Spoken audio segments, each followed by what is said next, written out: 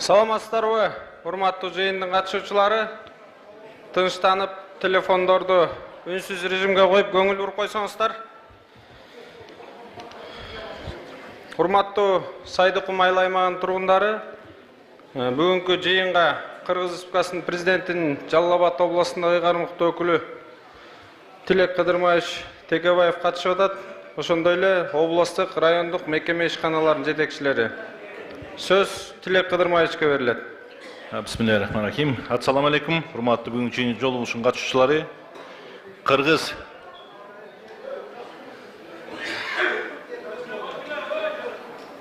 баштайлыгы чогулушту. Кыргыз Республикасынын президенти урматтуу Жапаров Садыр Нуркожоевичтин тапшырмасына ылайык бүгүн Базар Коргон районунун Сайдыкум айыл аймагында тургундар менен жолугушуп отурабыз.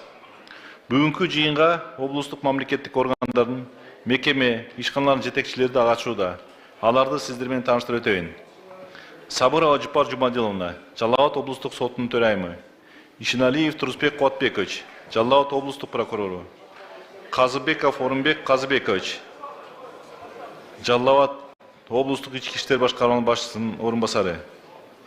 Жанов Дулат Болотбекович. Келиштире, эмне биякта бош я ким? Мадамбекович, Кыргыз Республикасынын өзгөчө кырдаал министрлигинин Жалал Абад облусу боюнча башкарма башчысы. Таштемиров Абдухаким Маматкулович, прокуратурага караштуу сот аткаруучуларынын кызматынын Жалал Абад облусу боюнча башкарма башчысы. Жайлобаев Бакыт Канаевич, Жалал Абад облустук юстиция башкарма башчысы. Кадинов Эмиль Дайырбекович, Жалал Абад бажысынын башчысы. Жангазиев Бакыт Зарлыбекович, мамлекеттик чек ара кызматынын Жалал Абад облусу боюнча башкарма башчысы. Маматов Курманбек Кошматович, Жалал Абад облустук өнүктүрүү фонд өкүлү. Урмат Осмонгожо уулу, мамлекеттик камсыздандыруу уюмунун Жалал Абад филиалынын директору. Телтаев Эрнист Мавзудаирович, Кыргыз Республикасынын президентинин иш башкармасына караштуу транспорт каражаттарын жана айдоочулук курамды каттоо боюнча Жалал Абад аймактын бөлүм башчысы. Ермеков Канжарбек Миркасимович, экономика жана коммерция министрлигине караштуу монополияга каршы жөнгө салуу кызматынын Жалал Абад аймактын бөлүм башчысы. Карабаев Орунбай Жолбосович, экономика жана коммерция министрлигинин аймактардын аралык башкаруунун Жалал Абад аймактын бөлүм башчысы. Ибраимов Темирбек Ибраимович, Элдик банк, Жалал Абад филиалынын жетекчиси. Ашимов Уларбек Сапарбаевич, Айыл банк, Жалал Абад филиалынын жетекчиси. Салиева Гүлнара Эсенбековна, Жалал Абад облустук метрология жана стандартизация борборунун директору.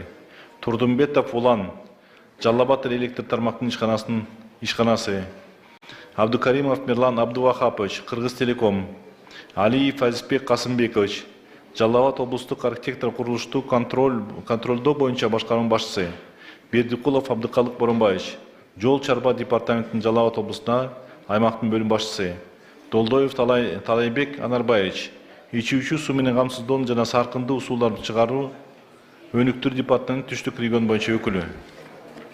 Тургунбаев Канатбек Жаныбекович, суу ресурстарынын айыл чарба жана кайра иштетүү өнөр жай министрлигине караштуу жерди жана сууну көзөмөлдөө боюнча Жалал Абад облусу боюнча аймактын башкарманын башчысы.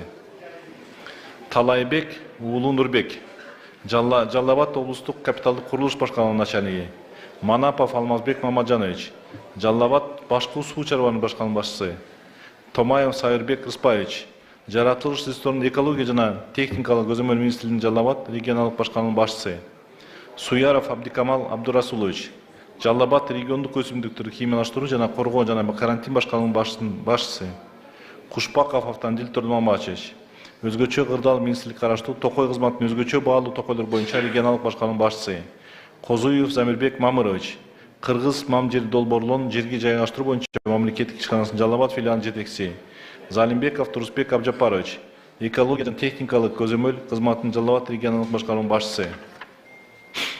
Махматжунус Уулу Өмүрбек, Жалал Абад облустук үй бүлөлүк медицина борборунун директору. Ураимов Рома Каныбекович, Жалал Абад облустук боюнча кызматтын иш аракетин координациялоо милдети жүктөлгөн Жалал Абад район аралык оорулардын алдын алуу мамлекеттик санитардык эпидемиялык көзөмөлдүн борборунун башкы дарыгери. Самарбеков Ахмат Самарбекович, саламат сактоо социалдык өнүктүрүү министрлигине караштуу милдеттүү медициналык камсыздандыруу фондунун Жалал Абад аймактын башкарманын директору. Ергешев Шайырбек Маматович, Жалал Абад облустук билим берүү усулдук борборунун директору. Усенов Кеңеш Жумабекович, Бекманат Осмонов атындагы Жангунун ректору, Жээнбеков Максат Бекелдиевич, архив кызматынын Жалал Абад регион башкарманын директору, Жолдошев Раушан Ашралиевич, мамлекеттик ипотекалык компания, Жалал Абад облус боюнча аймактын өкүлчүсүнүн жетекчиси, Сариев Раушан Айтикулович, Транспорт жана коммуникация министрлигине жерде жүрүүчү жана суу транспорт жана департамент Жалал Абад аймактын башкарма мекемесинин жетекчиси, Сапарбаев Нурбек Сатыбалдиевич, Орус-Кыргыз өнүктүрүү фондунун Жалал Абад облусунун өкүлү, Матраимов Эркинбек Солтоевич, ветеринардык жана фитосанитардык көзөмөл кызматынын Жалал Абад облус боюнча региондук башкарма башчысы, Эгембердиев Алмазбек Эгембердиевич, Кыргыз Республикасынын эмгек социалдык камсыздоо жана миграция министрлигине караштуу эмгек мыйзамдарды контролдоо жана төзөмөлдөө боюнча кызматтын түштүк регион боюнча региондук аралык башкарманын башкы инспектору, Ерматов Акбар Арипович, Кыргыз Республикасынын юстиция министрлигине караштуу юридикалык жардам кызматынын Жалал Абад облус бөлүмүнүн башчысы, Эрбаев Мурат Садыкович, энергетика министрлигине караштуу энергетикалык көзөмөл боюнча кызматтын Жалал Абад облусунун региондук башкарманын башчысы. Урматтуу жыйын катчылары,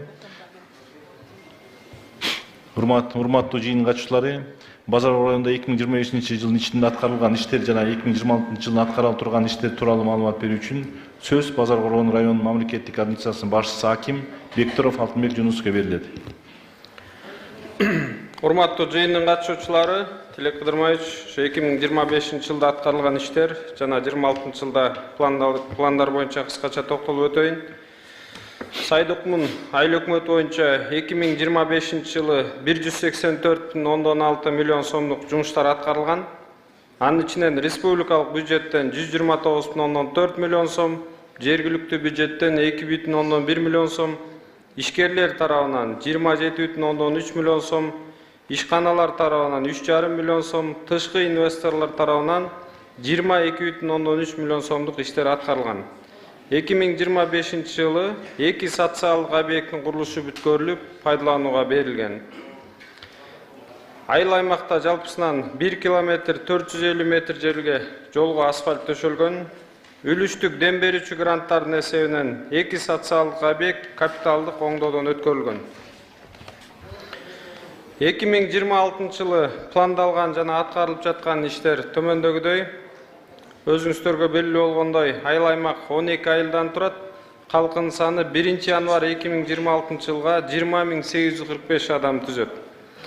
Аймактын бюджети 32,5 миллион сом болсо, 62% корголгон беренелерге пайдаланылат.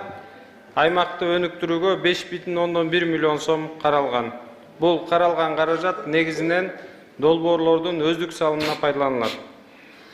Учурда республикалык бюджеттен каржыланып, бир мектептин капиталдык оңдоо иштери, бир мектептин курулуш жумуштары, бир бала бакчанын курулуш жумуштары жүрүп жатат. Тышкы инвестор жана элдин салымын алкагында 2 имарат курулуп жатат. Үлүштүк дем берүүчү гранттардын эсебинен жалпы наркы 19,9 миллион сомдук 4 долбоор даярдалып өткөрүлгөн. Алардын ичинен 2 социалдык объект ремонттоо болсо, 2 долбоор ички көчөлөргө асфальт төшөө долбоорлору ишке ашырылат.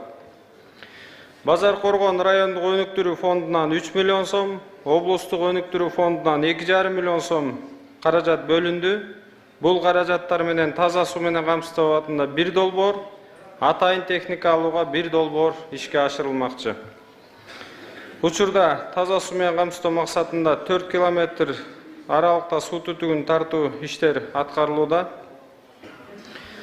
Жарандардын кайрылуусу боюнча да токтолуп өтөйүн. 2025 жылы Сайдыкум айыл аймагынан райондук мамлекеттик администрацияга жалпысынан 38 жарандардын кайрылуу арыздары келип түшкөн.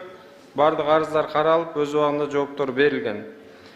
2026 жылдын башынан январь-апрель айларына Кыргыз Республикасынын президентинин администрациясына Сайдыкум айыл аймагынан кайрылуу түшкөн эмес. Кыргыз Республикасынын президентинин Жалал Абад облусунда ыйгарым уктуу өкүлүнө 6 арыз жолдонгон. Алардын ичинен 4 материалдык жардам сураган, 2 турак жай маселеси боюнча кайрылган.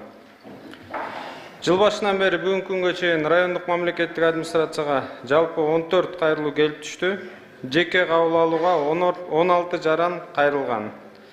жарандардын кайрылуулары, ОЗ2 жана кагаз жүзүндө кайрылуулар көбүнчө жер маселесине байланыштуу болгондуктан ошо жер мунапысы боюнча да кыскача токтолуп коеюн. Айыл аймак боюнча жалпысы 1800 арыз түшкөн райондук администрацияга. Анын ичинен 683 арыз же 37,9% толук чечилип токтомдор берилген. 323 арыз бүгүнкү күндө мамлекеттик комиссиянын кароосунда, 200 арыз коомдук талкууга илинген. Бул комиссиядан оң корутундалган арыздар, чукул арада токтомдору чыгарылат. 551 арыз 2 жолу катталып калган жана калктык конуштун ичиндеги жерлер буга чейин да көтөрүлдү. Сайдыкумда 270 арыз мунапыска 2 жолу катталып калган экен. Андан сырткары мунапыска жатпаган эле ошо калктык конуштун ичиндеги жерлерден дагы кайрылуу түшүп калган, анын бардыгын мунапыстан чыгардык. 40 гана арыз мыйзамга туура келбейт деп мыйзамдаштыруудан баш тартылган. Бүгүнкү күндө комиссия болгон арыздын баарын карап бүттү. Илүү мөөнөттөрүн күтүп атабыз. Мөөнөт бүткөндө 28-29дарында буюрса токтомдорун чыгарып беребиз. Тилек Кыдырмаевич, менде кыскача маалымат ушундай. Рахмат. Урматтуу жыйын катчылары, анда эмесе сиздердин көйгөйлүү маселелер боюнча суроо жооп бөлүгүнө өтсөк, суроо жооптун алдында регламентти тактап алалы. Суроолор үчүн 2 минут убакыт берилет. Ушул убакыттын ичинде өзүңүздөрдү тааныштырып, суроону кыска нуска так берсеңиздер, ошондой эле залда 2 микрофон каралган, кезектүүлүктү сактап, бири-бириңиздердин сөзүңөрдү бөлбөй, суроолорду тартип менен берсеңиздер.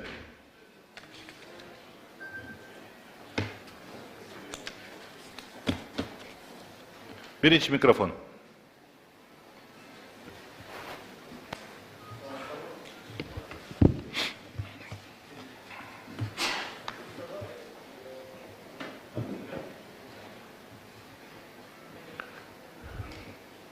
Бекболот, бул кондиционер иштеп кем?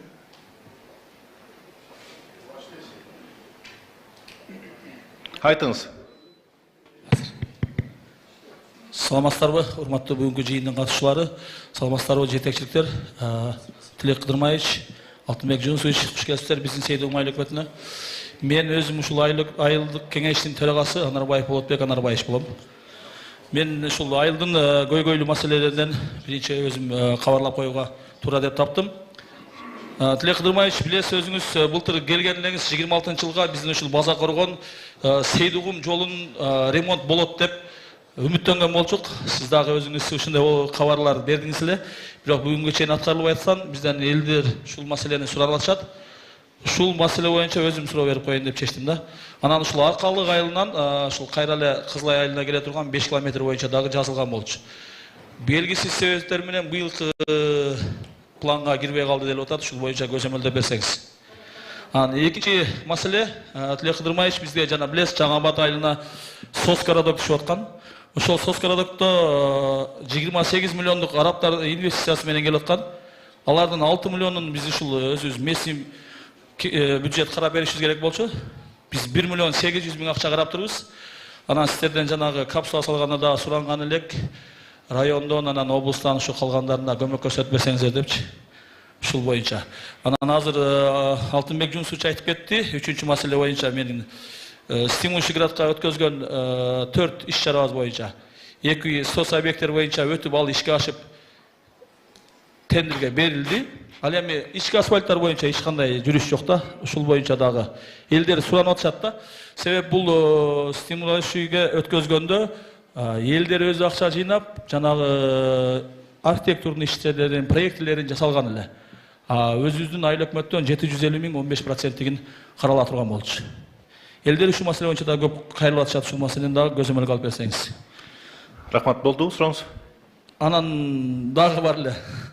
Бизге жаңы азыр айыл өкмөт келген. Ушул айыл өкмөттүн алып бара аткан иштери боюнча жаңы ФАП анан окуу борборлор курулуп аткан, Тилек Кыдырмаевич. Ушулардын бизге жанагы проектированиясына биздин өзүбүздөн акча каралбай калыптыр. Ушул жакка дагы райондон, облустан жардам берсеңиздер. Чоң рахмат. Мен ушул 4 суроом бар эле. Жол боюнча. Эмнеге былтыр келгенден абишери түрүстүн эсептен кирген жок? 2 жылдан бeri уже сунуштанат, 18 километр жол калган, 2 километр асфальт болгондо калганы калган. Качан калган Былтыр да болсо? сунуштаганбыз, быйыл мына 6 айлыкта уже чечилип атат. Быйыл киргизесизби? Быйыл мына 6 айлыкта айтканбыз уже киргизип бергиле деп. Киргизип береби? Сүйлөшкөнбүз киргизебиз деген да. Жогору жактан. Анан баягы ички жолдор боюнча бирок 5 километр бизге барган эмес. Эгер министерствого барганда ал мага кайтып келмек да. Ал ички жол эмес, алдагы Минтрансқа караган 5 километр. Кайсыл Арка Актайлага Кызылай жолу? Жок, Аркалык мала Кызылай жолу. Аркалык айылынан Кызылайга келчү жол. Минтрансқа караган 5 километр. Бизде Актайлага Кызылай жолу бар 16 километр. Биз эки жолу катышканбыз Минтрансқа. Мурунку жолун болсо да ошол жактан обещать эткенден ошону киргизгенде болду. Обязательно. Ошонусун кагазын баарын карап чыккыла. Жана карагандай эле ушундай тротуарлар боюнча да ошондо көзөмөл калды. Ана жана 5 километр жолду болсо азырда ошо карактап тастыктап чыккыла. Бул чогулуп бүткөндөн кийин бар комиссия менен көрүлү, ошол жактан кайсы неме экен. Анан ошол жактан Минтрансқа сунуштагыла. Так, социальный городок боюнча 6 миллион сомдон 6 миллион сом каралыптыр, 1,5 миллион сом өзүлөрү чыгарыштыр. Калган акчасы каяктыр? Ким беребиз дептир? Калган акчасын ушу областтан сураган атабыз да. Сураганда Сіздерге кагаз жазып, ошол облустук өнүктүрүүдөн өткөзүп бериңиздер десек, 1-июндан 30 ноябрга чейин 27-жылга карап беребиз деп ответ келиптир да. Биз муну сентябрга бүтүрүлө турган болгон эле го, жана арабтар келгенде өзүңүз да бар элеңиз. Жок, өзүң бар болгону менен мына сиз өзүңүз депутатсыз. Депутаттын болгондо төрагасы экенсиңиз. Так. Ар бир иштин баарын тең күздө планировать этип турабы? Келерки жылдын иштерин 2027-н ошо быйыл күзгө чейин бүтүрүшүбүз керек. Ошол жактан акчасын баарын тең бөлүнүш керек да, келерки жылы эчтеке тоскоолтуксуз баарын тең иштин баары жасалып баш керек. Биздики болсо азыр туруп туруп акчаны баары бөлүштүрүп калгандан кийин азыр кантип бөлөбүз сизге? Ошол маселени ошондой маселени болбош үчүн айтпаймынбы? Мына баарыңар тезтер аяктан мына неме менен айыл өкмөттөр менен иштешип атасыңар, аким менен иштешип атасыңар. Ошондой маселелер болбош үчүн мына азыр болсо 2027-жылдары кайсы иштер жасайсыңар? Ошонун баарын азырдан аныктап туруп, ошо күзгө чейин бөлүп түшүңөр керек да. Ошонун баарын тең бизге сводящий кылып берсеңер, биз да тияктан өзүбүздүн баарын тең карайбыз да. Бизде свободный эле акча жок да, баарын тең бөлүштүргөнбүз да. Тилек Кыдырбаевич, бул эми декабрда арабтар макулдугун берип калды, анан ушул ойдан мартта башталып калган да. Башталгы чакта биз дагы сунуш бере албай калганбыз да. Ошон үчүн 6 Сен бияктан эмне экен бюджетиңен карачы, ким Алтынбек Жунусович. Карап анан ошол жактан тактап чыккыла. Анан ошондой эле Стинграм боюнча апуитлер баарын тең жолго берилди дейт, ошонусун жана проекттин баарын тең даяр болгондон кийин ошол жактан бере берди да. Анан айыл өкмөтү барып, факттын проектированиясы боюнча бул да ошондой экен да, дегенсин жана фонддон карайбыз деп атпайсың, ошол баарын тең сунушун карап чыккыла, анан мага жообун айткыла, хорошо. Кийинки маселеге өтөлүк. Чоң рахмат.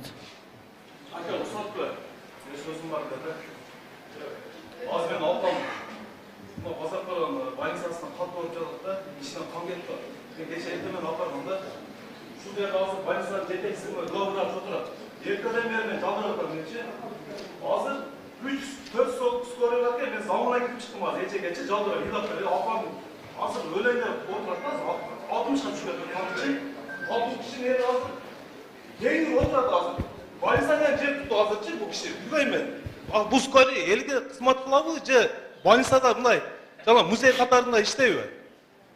Эми биякта ошо мен айлар жокто келдим да азырчы. Бул жерде элдин чогулуш болуп атат дегенденчи. элдин көйгөйүнү калып деп биякта турат да ошол. Азыр мен эми апам азыр өлүп калыш керекпи? Азыр 1 саат алдын бир киши. Эмне сиздин орун басарыңыздар жокпу каякта главврач? Орун басар айтат, бизде бир эле скорый бар дейт. Кетишпей атат дейт. Саламатсыздарбы? Азыр бул боюнча информацияны мен берип койдум, уже скорыйын даярдашып, азыр жөнөтүшөт. Жок, ошол жакка сиз барганыңыз кажети барбы? Кажети жок. Мен азыр сүйлөштүм ал менен, эмне болуп атканын. Азыр информацияны уктум да өзүм чыктым ал жаккачы. Скорый азыр роддомдукка келиптир, азыр алып кетет. Мына азыр барып туруп ошол жактан баары жаткызып коюңуз да кайра келиңиз бияка чогулушка табыштап кой туруп. Хорошо. Söz memosu yok. Az bir adam olduğundan ölüp kaldı. Ошону Ким Өмүрбек? Тилек Кыдырбаевич, но главврач кетпесин, бул баары эмне больнойдун колун кармай эле. Өмүрбек. Мына карачы, элдин бияктан азыр залдын жарымынан да. Демечи, ушундайлардын азабынан биз ушул жакта чогулуп жүрөбүз. Ким Өмүрбек? Тилек Тилек Кыдырмаевич кетпесин главврач. Барыбыз ошон үчүн келдик азыр. Главврач кетсин дейсен? Главврач кетпесин, а бул бар больницаны карабайт, аякта отдельный врачтар бар да реанимацияда. Бул турсун ушул жерде, жооп берсин азыр. Кетсин деп атасың, кетпесин деп атасың. Кетпесин, турсун ушул залда отурсун главврач. Элдер бардык наразы главврачка. Главврачка сурооңор бар, туурабы? Сиздердин сурооңор главврачка болот азыр. Ошону тезирээк кайра келсин, тиякта уюштура калып 15-20 мүнөт ичинде кайра келет да, туурабы? Ошону табыштап кайра келсин 15 мүнөт ичинде.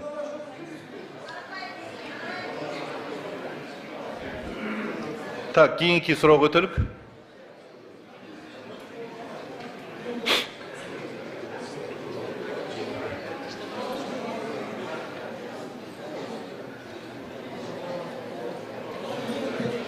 Саламатсыңарбы? Мен Тилек Кыдырчаевичке суроо бергим келип атат. Мына достук ынтымак жана Жаңабад айылдарында чоң мектеп куруу боюнча дагы көмөк көрсөтүп койсоңуз. Себеби балдарыбыз баягындай илгери шор эме кылган жерлерде окуп атат да. Анан эч кандай спортивный эмелер жок. Спорт боюнча дагы балдарыбыз эч кандай немени билбейт. Эми курулуп кетип атат эле. Чек айылы, Дүкүр айылында дагы мындай барып ошол жерди көрүп келсеңиздер да болот да. Мектептер ушунчалык мындай эски шипаң катары мектеп да. Хорошо, кийинки сурооңузду көтөрүңүз.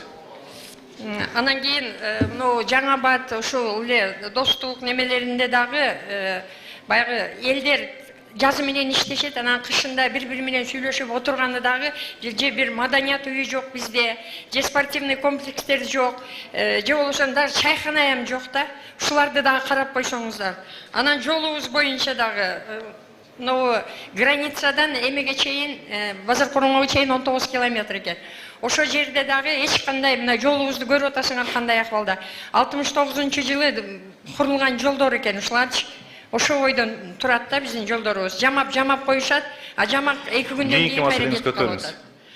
Анан кийин өзүмдүн маселем да бар. Мен ушу 32 жылдан бери мектепте иштеймин.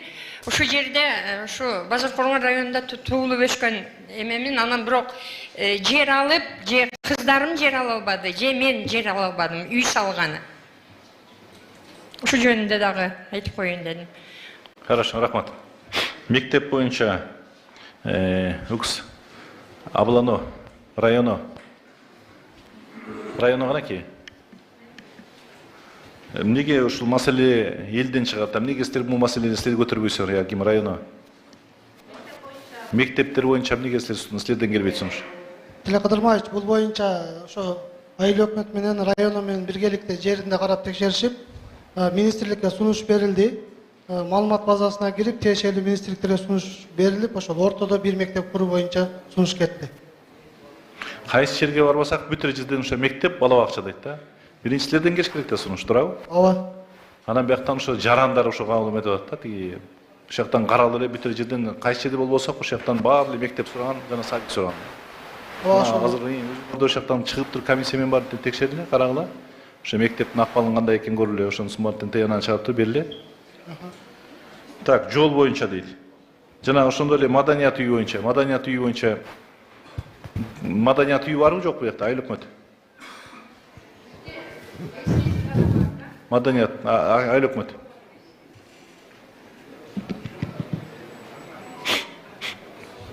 Саламатсызбы, урматтуу Тилек Кыдырмаевич, саламатсыздарбы, чогулуштун катчылары. Бизде Сайдуулум айыл өкмөтүнүн 2 маданият үйү бар. Бириси ушул жерде, экинчи маданият үйү аварийный состояниеда. Ал боюнча бүт азыр кагаз иштерин даярдап атабыз. Кагаз иштерин даярдап туруп бериле. Азыр бул отурган жерибиз маданият үй да. Бияктан иш-чаралар болуп атабы ушундай демени? Иш-чаралар болуп турат. Канчада бир болуп турат? Мен келгениме 2 ай болуп калды. 2 айдан бери 2 жол иш-чара өттү. Эмне өттү? Элдик жыйын, элге отчет бердик жыйындар боюнча. Маданият үй эмне үчүн болуш керек? Маданият үй ушу элдерге бүт кыргыздын эмелерин көрсөтүшүбүз керек. Анан маданият. Ошо. Башка убакытта жабык турабы? Жок, башка жабыкта эме жабык болбойт. Мектепте окуучулар келип, бүт эмелерин аткарышат. Эмнелерин аткарышат? Конкурс бүтүмөлөрүнө Жок, ошо 2 айдан бери бу 2 эле жолу жыйын болдуруп атпайсызбы? Койгула да бияктан жанагындай тиги элдер эс алганга жанагындай оюн зоокторду койгула бияка, спектакльдерди алып келгиле, выездной баарын карагыла ошондой. Ошол менен жүрүш керек да. Анан жаап коелу, бияктан салган салып коебуздан ошо менен турат, жабылып коелу. макул жарайт. Так, жол боюнча.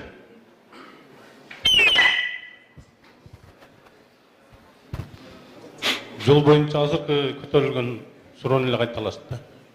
8 километр жол. Мектеп тиги жер боюнча дейт. Мектепте иштейм, кызыма балдарыма жер ала алган жокмун дейт. ГИК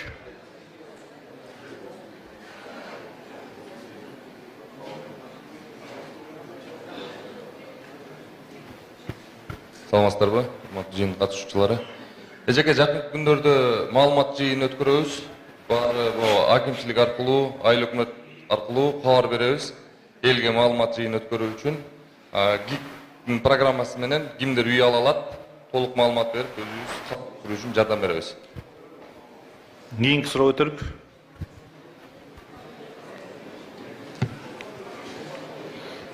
Саламатсыздарбы? Мен Шералиева Айзада, Сейдугум айыл өкмөтүнүн Турпак Коргон айылынан келдим. Мен снос боюнча келдим.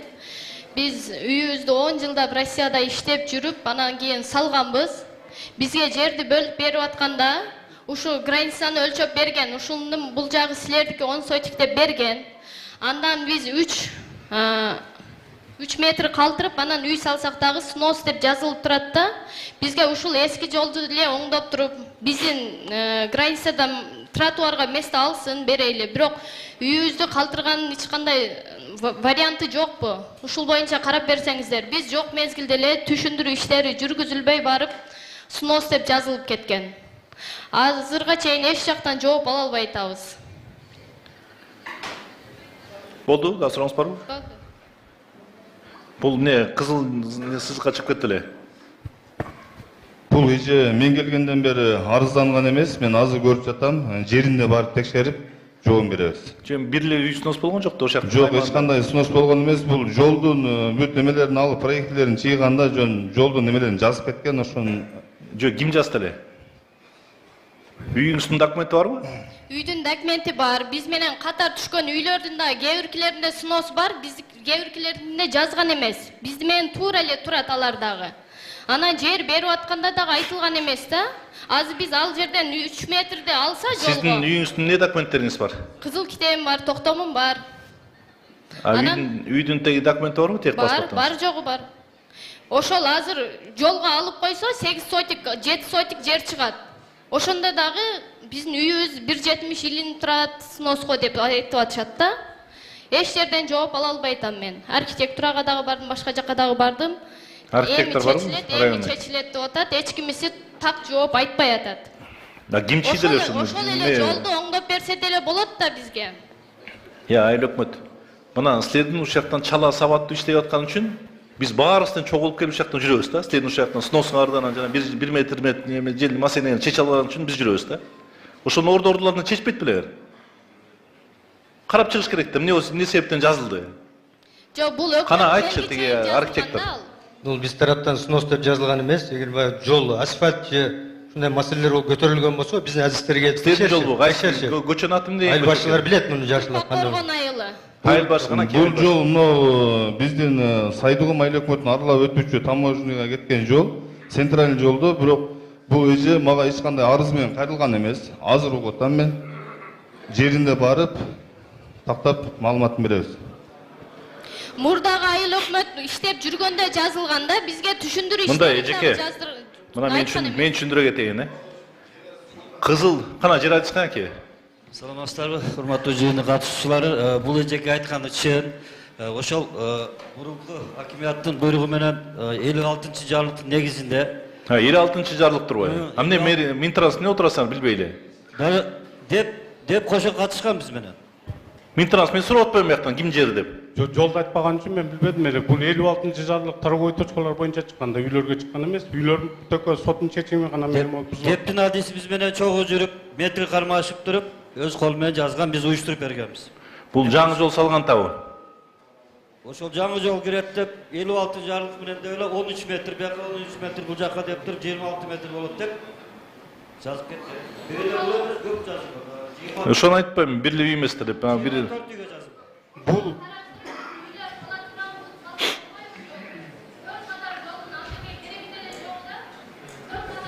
кереги жок ал жерге.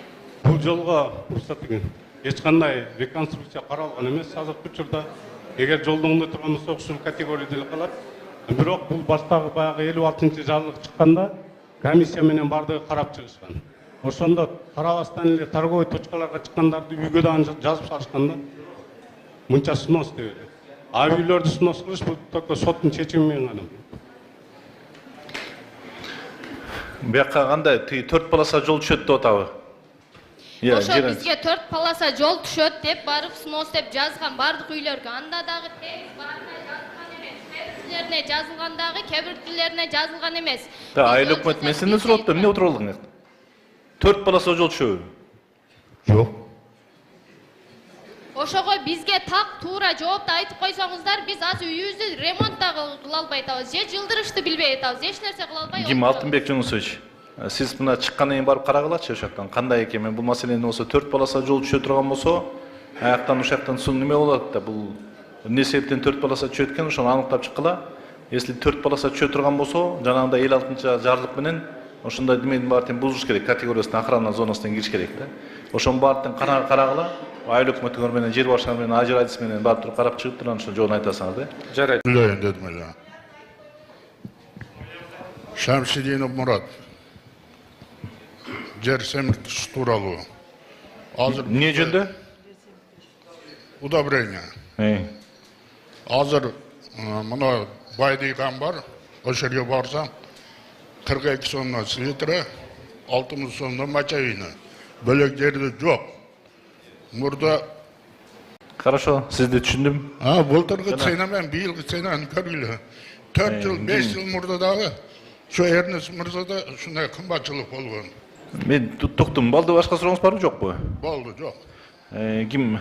Алтынбек Жунусович. Жана бияктан деме антимонополия. Чогуу барып көрөсүңөр ошол жактан. Бааларды тактагыла. Анан жанагындай тиги канча бир точкадан карап турбай, башка точкалардын баарын каратып, ушунун шарттарды түзүп бергенде болот. Азыр как раз мына буларга мочевина керек болуп аткан учурда, удобрение керек болуп аткан учурда, ошол жерден тез ушак боюнча жардам бергенде болду.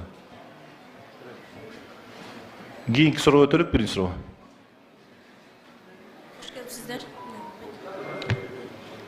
Hoş geldinizler bizdin Seyduğum Ayıl Hükümeti'ne.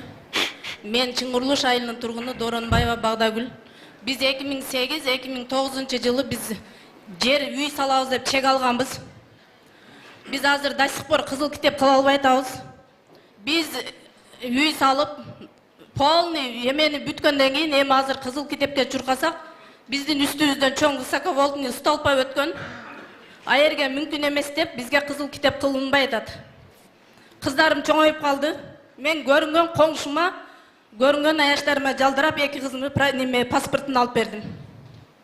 Ekinci mesele, bizdin Seyduğum Ayıl Hükümeti'nin marşrutkaları öte kopul. Ayalım bolağı, erkeğim bolağı, jaş balasım bolağı öte sögüşöt. Orozonun gününde men videoga tartayın dep men tartmadım. Uşul tarafında karap koyasınlar. Üçüncü mesele, bizden Bazar Korgon'un nevrologiya bölümüne varsan, вообще места жок. Айтат, чөнтөгүнө 2000-3000 сал, өчүрүт келгенде сага звонок кылат, анан сени чакырат дейт. Мен ал немеге барбадым, алардын чөнтөгүнө 2000 акча сала албадым. Мына төрөгөндө гана больницага жатам, андан кийин мен вообще больницага места жок, бизде вообще места жок.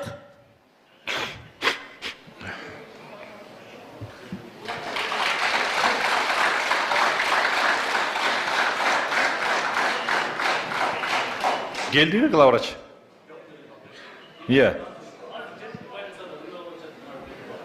Анын ошакта кечке жүрүп болбосун, чакыр эртерээк. Мына эл боюнча биякта маселе болот. Так. Высоковольтный үйдүн астынан эч убакта үй салганга болбойт. Энергонадзор. Эмне болгон высоковольтный бар биякта? Жерде, по-моему, азыркы тепличная Сейдугум деген 35 линия бар. ошонун түбүндө берилген чектер болсо керек. Ал жерде охрана зонасы бар 15 метр. От крайний провода деп. 35-ке 16 метрби, 18 метрде. 15. Кийин өзгөрдү охрана зона боюнча эмелер. Институт. Же ошондо жер берип атканда булар же бул жерге болбойт силерге десе болмок. 2008-ден бери темсилеп Россияда жүрүп, отида бүтүрүп койгондон кийин, конечно, үйдү бузгун келбейт да. Эме кылбайсың, ошол жерде баккан ысыкта баккан менетиңе күйөсүң да просточу. Теге Турусбек Отбекович, арыздын алышы боюнча карап чыккылачы, 2008-ден бери бул көп болуп кетти да негизи. Кандай убакытта берилип кеткен деп. Энергонадзор мында сен жакшылап туура түшүндүрсөң, айтсаң, мына высоковольттун астында ошол жактан бир проводдорун үзүлүп кетсе, ошол жерден түшкөн үйдүн баарын куйкалайт, ток тартат деп. Бияктан үй салган саласында анан көп кишинин баарын токко тартып атпайсыңбы? Ошон үчүн жана столба жыгылган учурда ошонун размерине жараша охрана зона болот деп. Ошону түшүндүрбөйсүңбү? Ошон охрана зонасы бар. Бул жерде ошо чек бөлүнөр маалда айыл өкмөт тарабынан, ким тарабынан да чек берилсе, ал соответствующий ар бир службалар менен өзүнүн эмесин алыш керек болчу. Кандай болуп берилип кеткен бул жагында. Азыр сиз ошо кооптуу болот, сиз үй салсаңыз да ал жерде кооптуу. Эгер ошол кокс ошондой болуп, эмал линия, ага эч ким гарантия бербейт. Эгер линиясы үзүлсө, өрт чыгышы мүмкүн. Электр тогунан жабыркашы мүмкүн. Ошондуктан ал жерге охрана зонасы бар, өзүнүн тилкеси бар. Мен эми суранат элем да. Ошонча үйдү бузгуча силер бул салпаны алып бергиле. Чем азыраак эме кетти, чын.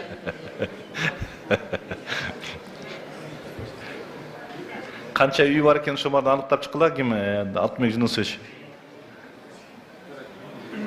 Кыдырмаш, биз дагы жеринде көрөлү, канча үй бар экен, анан өзүбүздүн предложениябызды беребиз. Ошонун баарын көрүлү. Если ушунчалык үй көп болчу болсо, может, СИП-пан неме кыласыңар, жана изоляцион проводторду карайсыңар деңиз, подземный кылып. Ошону карап чыккыла. А силерде азыр воздушныйда турабы? Воздушный. Анан Сейдикулдун айылында маршруткалар орой мамиле кылат дейт. Эмне себептен силер жана конкурс кыласыңар да, турабы? Iya. Силер бул маршруткалар мартен конкурс менен аласыңар да. Ана бияктан ушунда келишим бар, ошол келишим боюнча Уна Транс жоопкерчилиги чектелген коомуна жүктөлгөн, ал киши ажы киши өзү бул жерде отурат. Мен ойлойм кабыл алды, биз чакырып дагы бир. Кана ал киши каякта кетти, неме жерде отурат? Оразыке.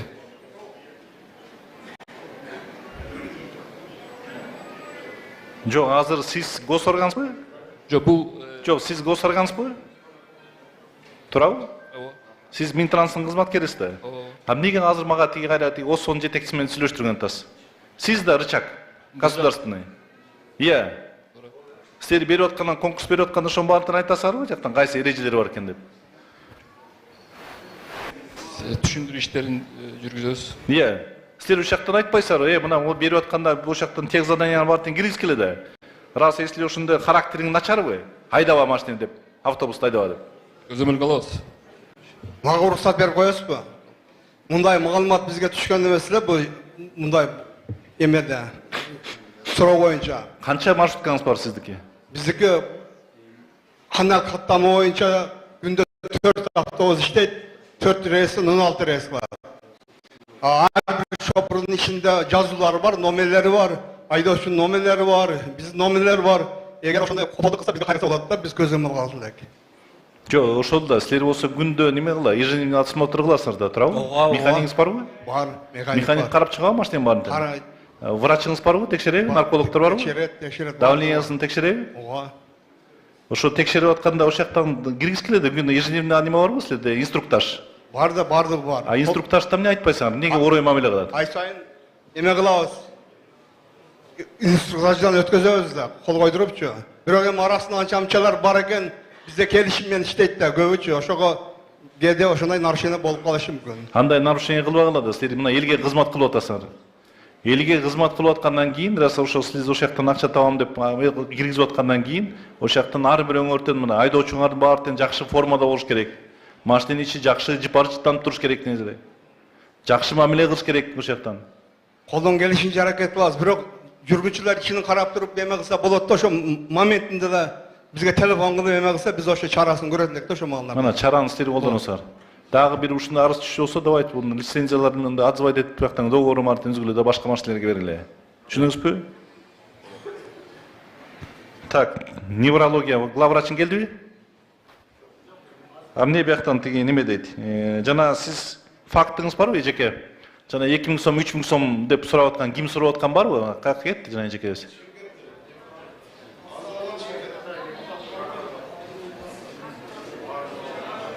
Мындайда, урматтуу бүгүнкү жыйындын катышуучулары, биз жана ошондой арадан, ошондой туура эмес кызматкерлерди жумуштан айдашыбыз керек да.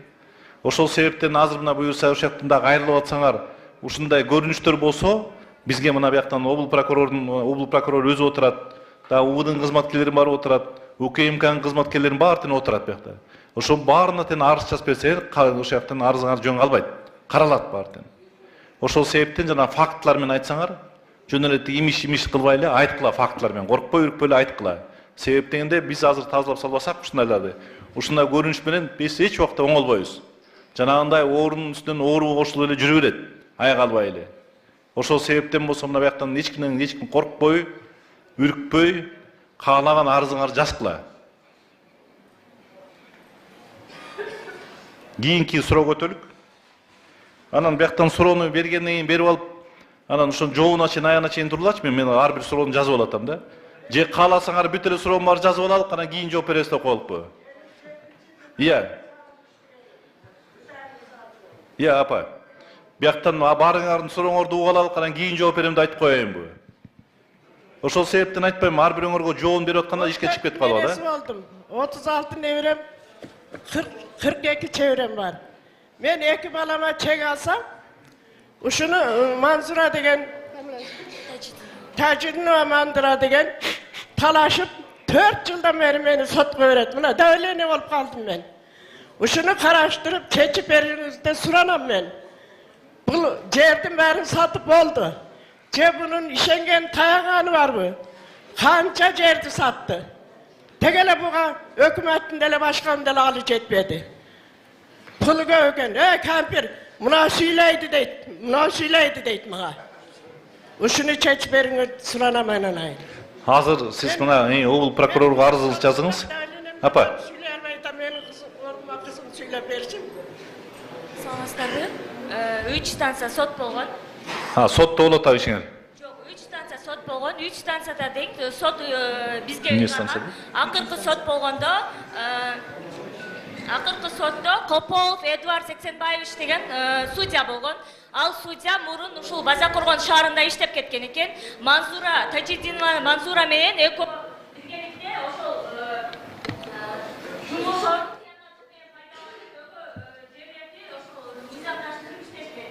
Бул жерде ошол Абар Мелис сатуу жана ошолерди бүткөндө алмаз деген сатчылык бар. Ошолар ошо биригип алышып, мыйзамдаштырып, ошо элге жерин алышат. Биз да ошол негизи ошол менен анан ошол негизи ошол жер боюнча жерди негизи апама Халыков Мырза деген аттуу жаран өлчөп берген экен. Азыр ушул жерде отурат. Kim жана өлчөп берген киши ким эле? Мырза деген ким ал? Сизби? Эмне болду эле? Бул эже Базар Кургон шаарынын тургуну. Ал кезекте мен госрегистрде иштейт элем. 2008 бүкөн 2007 бүкөн. Колунда буйругун негизинде таштактуу жерден жер ажыратып архитектуранын ген планын негизинде, АПЗ негизинде мен госак жасап бергем. Андан кийин Тажидинова Манзура ошонун жанындагы мурунку мал чарбасынын аталабарка деп коет эле. Ошол жерди сатып алгандагы ал жерди кошуп туруп чийдирип алган экен. Проблема ошол эле. Мен бир нече жолу ошо кадастрдан гипроземден келген балдарга түшүнүк бердим. Аталабарканын жери билинип эле турат, бөлүнүп, фундамент менен куюлуп туруп. Бул таштак жер прочийге кирет. Бул кантип кошулуп кетти Аталабаркага деп 2 жолу адвокатына да түшүндүрдүм. Бирок жыйынтык болгон жок. Негизинен алганда булардыкы прав.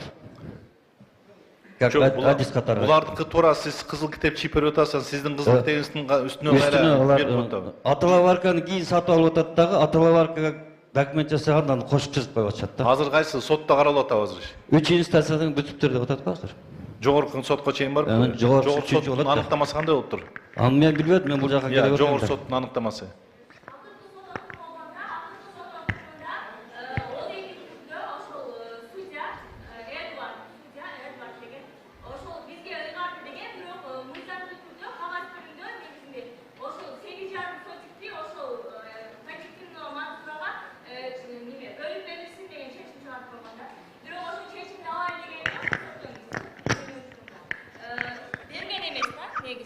Бияктан жана Минюстун адвокаты анакей. Сиз азыр чыгып бияка түшүндүрүштөрдүн баарын көрүп чыгыңызчы. Мына эжеке апа. Азыр силердики неме экен да? Турпак төккөнмүн. 100 машина немет мусорун ташыганмын. Мен эткизсам мунун жери мага жокко чыгарып бергиле деп мени 4 жылдан бери сотко берет мени. Мына давление болуп калдым мен.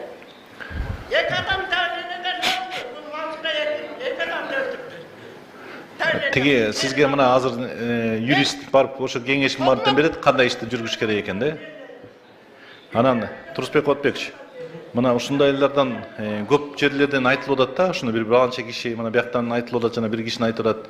Дагы субактардан айтты эле да, ушул бир биригип алып жерлердин баарын саткан депчи. Ошолор боюнча да бир териштирүү иштер жүргүзүп коелочу ошочу. Ошо жер мафия.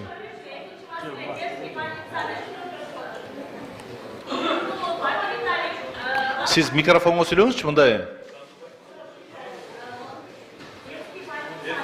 Главврачы ошол Турдукулов Адимиталиев балдарды карабайт, качан акча берсең карайт. 2 жыл мурун ошол менин кызым өтүп кеткен. Ошол оор акыбалда мен апарганда жакшы деп жөнөткөн да негизичи. Бирок апарганда биз көз айланып көрсөз судорога болуп аткан экен да. Судорога болуп атканда ошо көз айланып ошентип атканда ошол мен тиги врач уже алмашып аткан экен. Ночной менен алмашып атканда жакшы караган эмес да. Ошонун айына мен ошо кызым өтүп кеткен. Ошонун ордуна башка дайындасаңар жакшы болот эле негизи. Сиз арызыңыз жазыңыз. Арызыңыз жазыңыз мына прокуратурага. Главврачка кирип айттым мен. Менин да бир кызым өлдү, сиңдимдин бир кызы өлдү ал жерде ошо врачтын колунанчы Абдимиталиптин. Мен айттым главврачка кирип айттым, ака дедим, мен ушундай болуп атат дедим, акча берсе карайт, акча бербесе карабайт дедим. Эгер ишенбесеңиз дедим, бир мындай адамды дедим киргизип көрүңүз дедим. Акча алабы, албайбы, карайбы, карабайбы. Анан десем ал врач айтты, кыз карындашым деди, бизге деди иштей турган деди, ордуна иштей турган врач жок деди. Мен алмаштыра албаймын деди. Эгер макул сен врач алып кел деди, азыр астыңда кетирип берем деди. Мен болсо кийин барсам баламы карабай баягынтип бүт бары мени сен ушинтип арызданып кирипсиң, арыз менен кирипсиң, бүт бардыгыбызды баягындай кылды деди. Мен точно көзүм менен көрүп, түнү температура менен 40 менен барганыбызда колубуздан акчаны алып туруп укол сайышат. Мен ошолардын бүт барын айтып бердим. Анан металликаны кетирип бериңиз дедим, суранам дедим. Качан болду бул окуяңыз? Мына колумдагы 1,5 жашар баламы, ошо 1 жаш жарым 5-6 ай болду да. Ошондо кирдим, капельница сайдырган кирсем, мен сайдырбайм деп металлика мени раса кууп чыкты. Раса катуу сүйлөп сөккү берди эле, мен ошол жерде мен анан главврачка кирдим. Мен ушундай кылып атат, мен балам могу жерде судрук болуп дедим, ичи өтүп, аябай кыйналып атам дедим. Жалабатка баргыча балам дагы өлүп калбасын дедим. Бир балам өлдү дедим. Десем, карындашым мага деди, иштей турган адам таап кел деди, кетирем деди. Иштей турган адам жок деди. Кандай ошондой Жалалабад, Бишкек ордуна башка алып келип отургузсун. Эсли бизге ишенбесеңиздер, байке, башка бирөөнү же баягынтип киргизип көргүлө, акча менен карайбы же акча менен карабайбы. Биз колубузда точно чөнтөгүбүздөн кээде балабыз температура болуп, акча салбай барып калсак, М-банк номерин жазып беришет. Мамного которуп кой деп. Ошундай күндөр биз ушу Турдукулов, Абдимиталиев, детский реанимация. Биз сизден ошону суранабыз, ошону алмаштырып, башка ошо Бишкек шаарынан алып келип койсун. Акча менен иштейби, акча менен иштебейби. Анан мен кирип, ошо главврачка барып арыз жазсам, анан мен балам айтты, бар алып кирип деди, капельницасын сайгыла деди. Уктум. Анан ошо жер боюнча бул тайнем Ким Өмүрбек? Бул больницага элдер дарыланган барабы же өлгөн барабы? Иә. Больницаның бағыты эмне? Айыктырыш керекпи же өлтүрүш керекпи? Саламатсыздарбы, Тилек Кырмайыч, урматтуу Сейдигулмун айылынын тургундары. Бул боюнча тактайлы, Тилек Кырмайыч уруксат берсеңиз азыр. Сен тактагы чакта эмнедин бар кызып бүткөндөн тактайсыңбы? Эми мен акыркы жолку билгеним боюнча бул жерде жалоптор көбөйүп калды базар коргондо. Себеби базар коргондо мен билгенден бир эле специалист айтайын, 4 эндокринолог врачыбыз бар эле. 4-өн тең ызычуу кылып урушуп атып, бириси да калбай качып кетишти. Иштебейбиз бул жерде депчи. Анан кийин эми бар коррупционный элемент болуп атса, конечно качат анан. Өзүнчө эле жанагындай акча менен чогултуп атса, эми банктарын берип атса. Жок, ал врачтар жакшы врачтар болчу. Эндокринологдор, алар жанагы сахарный диабет, башка жанагы эндокринный менен ооругандар менен жагат. Давай, комиссияны уюштургула. Прокурор, СМБ кошулуп алып туруп, ошо боюнча текшериле. Ким угуп атасызбы? Прокурор. СМБ болуп алып ушак менен теги чогуу кирип туруп, неме комиссия менен кирип текшерип чыккыла. Бу жактан аеосуз баарын тең карагыла. Больницага дарыланганы келеби же өлгөнү келеби?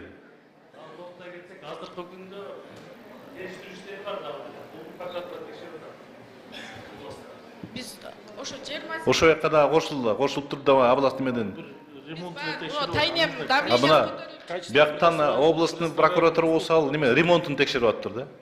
Ремонтун. А именно жана качество услуг кандай текшериш керек? Ошо боюнча да ким Турусбек Отбекович. Ошол жакчана да кирип чыккыла, бүт функциональный обязанностьтун баарын тең карап чыккыла. Азыр болсо болушунча азыр элдер боюнча кайсы мына эшиктин алдында турсаңар, тиги областтын прокурордун кабылдамасы бар. Соттун кабылдамасы бар.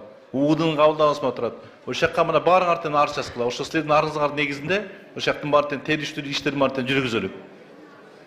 Полностью отчет посчитать, сколько гепатитчиков, сколько тяжелых заболеваний ушло персонал труп, она из прошлого, у них свои отчеты есть, свои данные, что он посмотрит качество предоставленных услуг, у них на уровне или не на уровне. Ошонун баарын тең карап чыккылачы.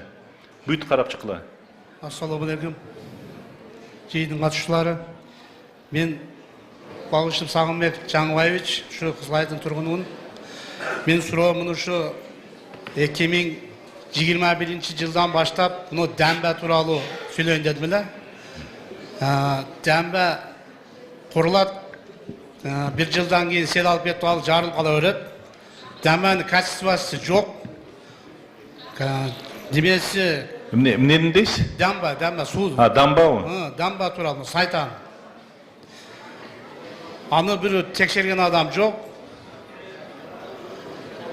Кургандан кийин анын аркасынан бирөө кылыш керек эле, жылына 100 метрден кошулат деди, 2 жылдан бери кошулбай калды азыр дембе. Жогору жактары көчүп түшүп калган, жарылып. Биз ошо дембенин этинде жашайбыз. Хорошо, кийинки сурооңуз. Анан ушу жол тууралуу, ушу биз сайда жашаган үчүн муну азыр 5-6 күндөн бери КАМАЗдар токтоп калды. Муну Сузактан бери келип ушу жолубузду ташып атат да, мына шагалды. Шагал түгөбөтү же КАМАЗ түгөбөт айтат. Өзү дембенин үстүндө жол бар эле ошак менен каттагыла десе кынабай айтат. Муну Кызылайдын өзүнүн КАМАЗдарын атаңдашып, жолду өлтүрүп атат да. Дагы кийинки сурооңуз. Жолдо дагы ошо Кийинки сурооңуз. ортодо жүрөт. Ушу. Болду, эки суроо? Эки сурообуз биздин. Дамбаны.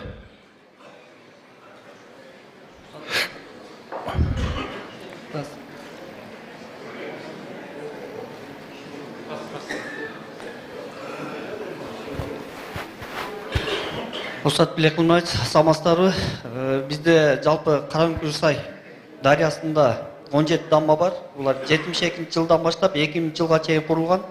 Азық суда 7 қанаттандырарлық авалда, 10 қанаттандырарлық емес авалда. Быйылкыга Сайкоргон участкасында 9 дамбаны Жо, мындай деп атпай. Сизден жана бир жалпы керек жок. Азыр бул именно айткан дамбасы боюнча. Мана жакында эле салды дейт, кайра эле жактан неметип жарабай калды дейт. Дембе токтоп калган. Бул бардыгы баягы кум шагыл алган себебинен бак алдындагы шагылдар агып кетип, тиги таштар кулап калган себеп болуп атат да. Анан бул ремонт иштери жүрүп атат, азыр мына айтып аттым да. Сайкоргондо 9-дамбада 260 метр оңдоо ремонт. Бул мурунку дамбанын ремонту. Анан биз мына резилентке билесиз, объектилер сунуштаганбыз, Көкчөгөздө жаңы дамба курулат 1250. Мына 15-дамба Кажырабадта 1826 метр ремонт болот. Бул мурунку дамба. Бул азыркы дамбасы айтып аткан дамба ремонттолобу? Мурунку дамбалар ремонт болот. Качан башталат? Ал резилент азыркы учурда каралып атат, мына көк жөгөзгө проекттер жасалып атат. Бул да болот, эгер финансирование башталган болсо жумуш башталат. Качан башталат ушунда? Азыр тиги проекттер бүтөт, анан финансирование башталса. Качан болот? Аны тактайлы айтып коюм кошумча. Кошумча тактап айтпайм, азыр пока маалымат жок эле. Daha bir soru var da.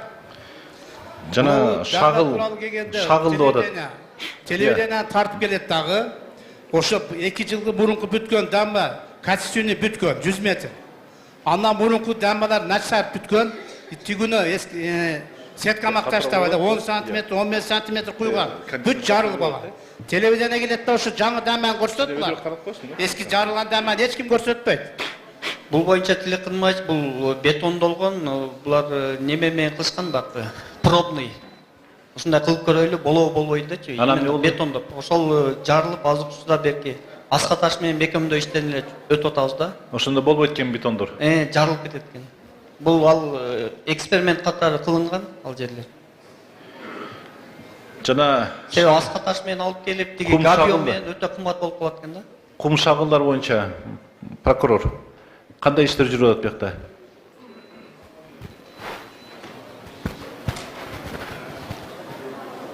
Саламатсыздарбы, урматтуу ушу жыйын катышуучулары. Кум шагыл боюнча бизде план бар. Ошо пландын алкагында Сейди кумду да текшеребиз. Азыркы учурда өйдөнкү советский жактан бир кылмыш иши козголгон. Ошо кум шагыл боюнча. Азыр текшерүү улантылып атат да. Кум шагылды только проект менен алдырасыңар. Проектси бар, кимде лицензиясы болсо ошолор эле алсын. Башкаларга жол бербегиле. Мына ошолор болсо баартен ар жак бер жактан жулуп кетип качып атат мына. Бияктан асмас акча табабыз деп атат да, тияктан дамбалар болсо мына миллиардтен акчалар. Дамбалардын кесепетинен шаарлар жоголуп кетет. Ошол себептен только проект боюнча ошол жактан карап чыккыла. Ошол жактан тиешелүү чараларды көрүлө. Анан жана жол тууралуу ким хоолор жүрүп атат дейт. Эмне альтернативный жол эмне жок экенби? Азыр айтышты, дамбанын үстүндө альтернативный жол бар. Айыл өкмөт менен карап турсун чечебиз да. Анан жолго жүргөн немелер боюнча быйын өтө хизмет этет. Рейдтик иш-чаралар биз тараптан өтүп турат.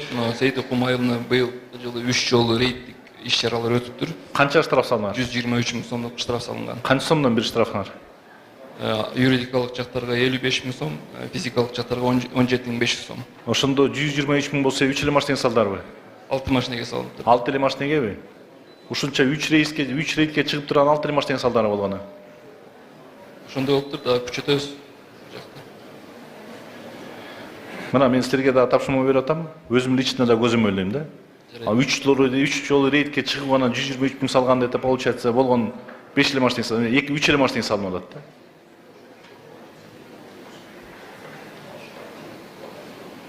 Тоо тиги немени альтернативный жол барын карап чыккыла. Анда кийинки суроо өтөлүп.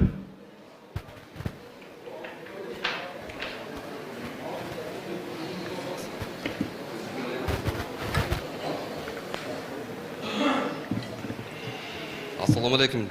Жыйындын катышуучулары, жогорудан келген өкүлдөр, барыңыздар куш келипсиздер. Мен Сейди кум айыл өкмөтүнө караштуу Аркалык айылынын тургуну Токсонбаев Сыргак. Бизде маселе мындай, жол маселеси бизде да. Себеби дегенде бизде 300дөн ашык окуучу, башына айтканда, тактаганда мектеп, бала бакча жоктугуна байланыштуу кошуна айылдарга барып окуу, тарбия алып келишет. 300дөн ашык окуучу бар, 100дөн ашык балдарыбыз тарбия алып келет. Мектепте, мектеп маселеси. Айрыкча ушу жол маселеси. Жолбу, мектеппи? Жол маселеси. Жол эмне болду ребят? Барбы, да башка сурооңуз барбы? Мен тактап суроо бере алайын? Жок, ошодо анан тиги бат кыска бербейсизби? Мектеп болсо мектеп, жол болсо жол деп айтып. Балдарыбыз ушу жаан чачында кыш мезгилинде барып келүүдөн ушу кыйынчылык жаратууда. Ошого 3 километр жерибизде, жана жогоруда айтып кетти биздин депутатыбызча, 5 километр жерди ушу оңдоп түздөп асфальт түзүп берүүнү биз суранып келебиз. Бул жерде Минтранс тромес информация берип атат. Может ушул себептен токтоп келеби? Себеби буга чейин бир нече жолу биз жогорку кеңештин депутаттарына губернаторга, акимибизге, Акылбек Жапаровга чейин бардык. Бакыт Төрөбаев келип, Касымбаевга ордуна тура калып түздөн түз тапшырма бердилер. Жардам бербейлиби деп. Минтранстын балансында. Ушул жерде эмне себептен ушу каралбай келет? Жолду сураңыз. Бүтүү сураңыз. Не oldu ya? 5 kilometre жол.